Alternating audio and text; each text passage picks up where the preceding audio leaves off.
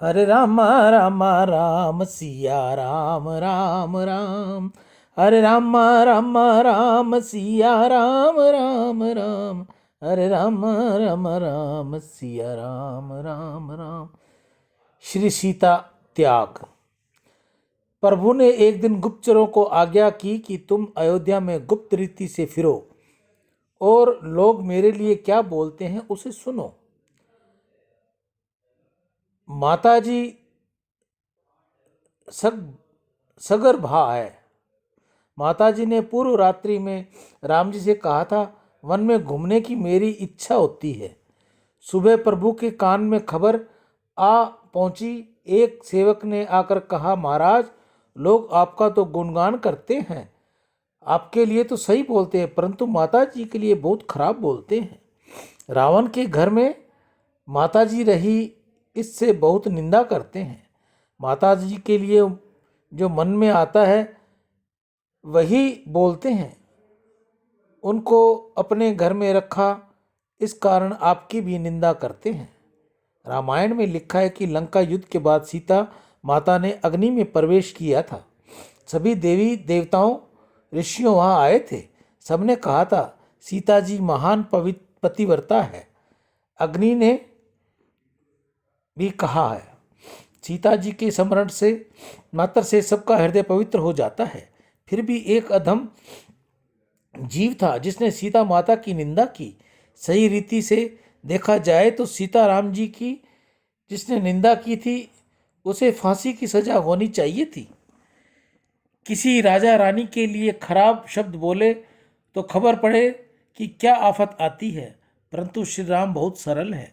इससे उन्होंने निंदा करने वाले को सजा नहीं दी, स्वयं ही सहन करना निश्चित किया। राम जी जानते हैं कि यह कलंक मिथ्या है, सीता जी निर्दोष हैं, फिर भी उन्होंने निश्चय किया कि कलंक दूर करने के लिए सीता जी का त्याग करना ही पड़ेगा। रामचंद्र जी ने विचार किया कि मेरी प्रजा को मेरे चरित्र के ऊपर शंका है, इसलिए उनका निराकरण होना ही चाहिए। राजा का यह कर्तव्य है। प्रजा को सुख देने वाले चरित्र का आदर्श मुझे बताना है। मुझे जगत को शब्द से उपदेश नहीं करना, मुझे तो शुद्ध चरित्र का ज्ञान देना है। राम जी बहुत व्याख्यान नहीं देते, बहुत कम बोलते हैं। राम जी शब्दों से ज्ञान नहीं देते, क्रिया से ज्ञान देते हैं। राम जी की प्रत्येक क्रिया उपदेश में है। प्रभु ने लक्ष्मण जी को बुलाकर कहा, लक्ष्मण लोग चाहे जैसा बोलें, तुम अपनी भाभी को रथ में बैठाकर घोर जंगल में छोड़ आओ। लक्ष्मण जी को बड़ा गुस्सा आया। सीता जी मैं लक्ष्मण जी का मात्र भाव है। लक्ष्मण ने पूछा, मेरी माँ के लिए ऐसे वचन कौन निकालता है। लक्ष्मण जी सीता जी की निंदा करने वाले को सजा देने के लिए तैयार हो गए। राम जी ने कहा, लक्ष्मण क्रोध न करो, शांत रहो। मैंने बहुत विचार पूर्वक ये निर्णय लिया है। तब लक्ष्मण ने कहा, मेरे भाई यह काम मैं नहीं करूँगा। सीता जी मेरी माँ है, यह आप यह काम किसी दूसरे को सौंप दें। राम जी ने कहा, लक्ष्मण तुमको ही यह काम करना पड़ेगा, तुम्हारे सिवाय दूसरा कोई ये काम कर नहीं सकता, इसलिए बहुत बोलने की जरूरत नहीं है। मेरी आज्ञा का पालन तुमको करना ही है। लक्ष्मण जी को बहुत दुख हुआ। ज्ञानी होना सरल है, योगी होना सरल है, परंतु सेवक होना बहुत कठिन है। सब ते सेवक धर्म कठोरा। जो मन को मारता है, समय को सुख को मारता है, वही सेवक कर सकता है। सेवक को निरपेक्ष होना पड़ता है। सेवक को सेव्य के सुख का ही विचार करना पड़ता है। सेवक सुख भोगने की इच्छा करे तो वह बराबर सेवा नहीं कर सकता। सेवा वह कर सकता है जो आत्म सुख को त्याग देता है। सेवक को मन मारना पड़ता है। सेवक का कोई मन नहीं होता। सेवक अपनी कोई इच्छा नहीं होती। सेवक के लिए तो स्वामी की इच्छा ही उसकी इच्छा है। लक्ष्मण जी को ये काम करना नहीं था, परंतु प्रभु की आज्ञा हुई कि एक अक्षर भी तुम मत बोलो। इससे लक्ष्मण जी ने मालिक की आज्ञा का पालन किया। परमात्मा ने श्री सीता जी से कुछ भी नहीं कहा। श्री सीता जी ऐसे समझती रही कि मेरे वन में घूमने जाने की इच्छा हुई थी, इससे प्रभु मुझे वन में ले जाने की आज्ञा लक्ष्मण जी को दी है। लक्ष्मण जी सीता को रथ में बैठाकर घोर जंगल में ले जाते हैं। वन में लक्ष्मण जी का हृदय वश में नहीं रहता। लक्ष्मण जी खूब रुदन करते हैं। माता जी रुदन का कारण पूछती है, तब लक्ष्मण जी कहते हैं, माँ मुझे कहने में बहुत दुख होता है, परंतु अयोध्या के लोगों के जो मुख में आता है वह बोलते हैं, इसलिए प्रभु ने आपका त्याग किया है। माँ क्षमा करो, ये काम मुझे नहीं करना था, परंतु मैं तो सेवक हूँ। लक्ष्मण जी महान बुद्धिमान हैं। सीता जी से कहते हैं, माँ तुम्हारे पिताजी के मित्र वाल्मीकि ऋषि का आश्रम पास ही है। लक्ष्मण जी सीता जी को वहाँ छोड़कर अयोध्या वापस जाते हैं। अकेली छोड़ी हुई सीता जी बहुत रुदन करती है। वाल्मीकि जी के शिष्य उन्हें खबर देते हैं। वाल्मीकि जी दौड़े आते हैं, सीता जी को धैर्य देते हैं, उनको समझाते हैं, बेटी तुम्हारे पिता जनक मेरे मित्र है, तू मेरी पुत्री है, सब ठीक हो जाएगा। सीता माता को समझाकर वाल्मीकि जी आश्रम में ले जाते हैं। चक्रवर्ती सार्वभौम राजा श्री राम के 2 बालकों का जन्म वन में एक ऋषि आश्रम में होता है। उनका नाम लव और कुश। श्री भगवत की रचना गंगा के किनारे हुई। रामायण की रचना तमसा के किनारे हुई।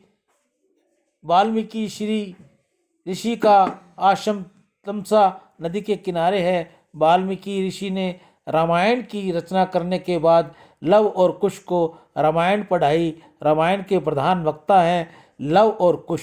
रामायण की पहली कथा श्री रामचंद्र जी के दरबार में होती है और रामचंद्र जी दोनों बालकों लव और कुश को ये कथा करवाते हैं। सियावर राम जय जय गीता राम, गंगा प्रभु गौ राम माता जय की जय जय। राम, जय आज की मंगल हरे भवन चारे की सेवा अमंगलहारी, श्री गौशाला समिति हनुमानगढ़ टाउन राजस्थान में आज की गौ सेवा की सुरेंद्र नागदेव स्पेन से, काशीराम खरबंदा पत्नी श्रीमती मीना खरबंदा सिविलियन स्वीडन से, अभिषेक भारद्वाज उड़ीसा से, नितेश कुकरेजा जयकिशन कुकरेजा मुंबई से, SC मखीजा राधाजी बेंगलोर से, प्रकाश ज्ञानानी जयपुर से, गिरधारी लाल अपने माता पिता स्वर्गीय श्रीमती सुरजी देवी, स्वर्गीय श्री अमरचंद पवार पाली माता पिता की याद में गौ सेवा। जिन माताओं बहनों ने गौ सेवा की, गौ माता उनका कल्याण करे, उनके घर में सुख शांति करे, समृद्धि दे, बच्चों को अच्छी सद्बुद्धि दे, बच्चे पढ़ाई में उज्जवल दर्जा लाएं, बच्चे माता पिता की सेवा करें। मानव जीवन में गौ सेवा का बहुत महत्व है। बुद्धि शुद्ध होती है।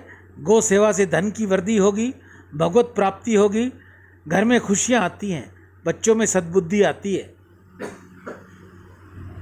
रिद्धि दे, सिद्धि दे, वंश में वृद्धि दे, हृदय में ज्ञान दे, चित्त में ध्यान दे, अभय वरदान दे, दुख को दूर कर, सुख भरपूर कर, आशा को संपूर्ण कर, सज्जन जो हित दे, कुटुंब में प्रीति दे, जग में जीत दे, माया दे, साया दे और निरोगी काया दे, मान सम्मान दे, सुख समृद्धि दे और ज्ञान दे, शांति दे, शक्ति दे, भक्ति भरपूर दे।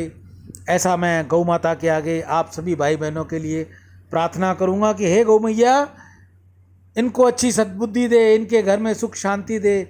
जिन माताओं बहनों को भाई नहीं है, बच्चे नहीं हैं, उनको गौ माता उन पर कृपा करे, उनके घर में भी झूला झूले। आप में से कोई और भी भाई बहन अगर गौ सेवा करना चाहे तो अपने घर के बाहर, कॉलोनी में, डाणी में, जहाँ भी रहता है, जहाँ उसको सुविधा मिलती है, गौ माता को रोटी दे, हरा चारा दे, गुड़ खिलाए, गौ माता की सेवा करे। अगर आपको ये सुविधा नहीं मिलती या आपको समय नहीं मिलता तो ये दास आपकी हाज़िरी में तैयार है।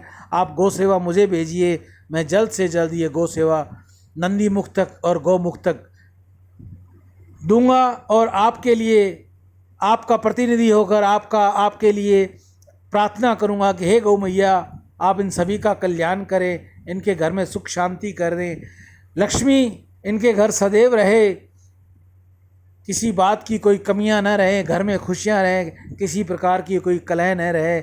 ऐसी प्रार्थना करते हुए मैं अपनी वाणी को विराम दूंगा और मैंने बारकोड वीडियो के लास्ट में लगा रखा है, आप उस पर अपनी सेवा भेजकर मुझे फ़ोन ज़रूर कीजिएगा, फ़ोन ज़रूर कीजिएगा ताकि जल्द से जल्द आपकी सेवा गौमुख तक चली जाए।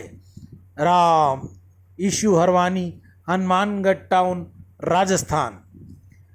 GDI गंगा दर्शन ईशु GDI जिसने सब्सक्राइब न किया हो प्लीज़ वह सब्सक्राइब करें, बेल आइकॉन दबाएं।